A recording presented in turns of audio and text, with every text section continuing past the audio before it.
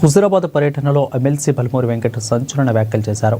రాజకీయ భిక్ష పెట్టిన హుజూరాబాద్ గడ్డ రుణము తీర్చుకుంటామని, ఎమ్మెల్సీ నిధుల్లో నుంచి 80% వరకు నిధులను కేటాయించి హుజూరాబాద్ ప్రాంత గ్రామాల అభివృద్ధికి పాటుపడతానని ఎమ్మెల్సీ బల్మూరి వెంకట స్పష్టం చేశారు. హుజూరాబాద్ మండల సర్పంచ్లను పలువురిని ఆయన అభినందించి శాలువలతో సత్కరించారు. స్థానికంగా కార్యాలయం తెరిచి నియోజకవర్గ ప్రజల సమస్యలను పరిష్కరిస్తానని హామీ ఇచ్చారు. కాంగ్రెస్ ప్రపంచాన్ని అడ్డుకునేందుకు బీజేపీ, బీఆర్ఎస్ పార్టీలో అనైతిక పొత్తు పెట్టుకున్నాయని, వాటిని ప్రజలు తిప్పికొట్టి కాంగ్రెస్ సిద్ధాంతాల వైపే నిలిచారని అన్నారు.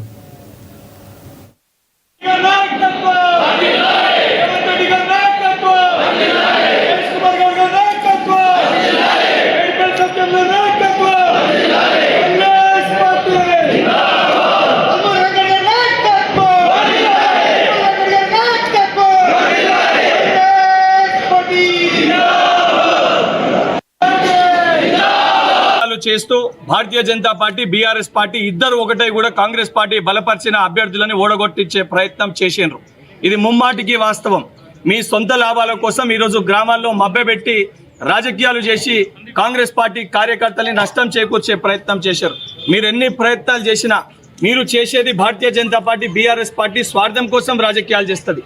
కానీ కాంగ్రెస్ పార్టీ, మా ముఖ్యమంత్రి గారు తెలంగాణ రాష్ట్ర సంక్షేమం కోసం, తెలంగాణ రాష్ట్ర అభివృద్ధి కోసం ఇతర పార్టీలో సర్పంచులు గెలిచినా తప్పనిసరిగా ఆ గ్రామాలను కూడా ఏదైతే గతంలో బీఆర్ఎస్ పార్టీ చెప్పినట్టు మా నాయకుడు లేడు, మేము అభివృద్ధి చేయమనే విధంగా ఆ రకంగా మాట్లాడకుండా తప్పనిసరిగా ఏదైతే ప్రతి గ్రామాన్ని కూడా అభివృద్ధి చేసే విధంగా, దానితో పాటు కాంగ్రెస్ పార్టీ కార్యకర్తలు ఎక్కడైతే సర్పంచ్లా గెలిచారో పర్సనల్గా వాళ్ళందరినీ కూడా శాసన మండలి సభ్యులుగా నేను కానీ, స్థానికంగా ఉన్న కృష్ణారెడ్డి గారు కానీ, దానితో పాటు స్థానికంగా ఉన్న పోటీ చేసిన అభ్యర్థి మా సోదరుడు కానీ, మేమందరం కూడా ఈ గ్రామాలన్నింటినీ కూడా ఏదైతే పోటీ పడి దత్తత తీసుకొని ఈ గ్రామాలన్నింటినీ కూడా 100% డెవలప్మెంట్ చేసి కాంగ్రెస్ పార్టీ సర్పంచ్ని గెలిపిస్తే డెవలప్మెంట్ ఈ రకంగా ఉంటుంది, పని అడగక ముందే పని చేస్తారని చెప్పే విధంగా, గల్లా ఎగిరేసి సర్పంచ్ తిరిగే విధంగా, గ్రామాల్లో చెప్పుకునే విధంగా వార్డు మెంబర్లకి, సర్పంచ్లకి తగిన గౌరవం ఇప్పిస్తాము. వాళ్ళు అడిగిన ప్రతి నిధుల్ని కేటాయిస్తాము, డెవలప్మెంట్లు చేస్తాము. ఈ డెవలప్మెంట్లు అడ్డుపడనీకి, అడ్డురానికి ఏదైతే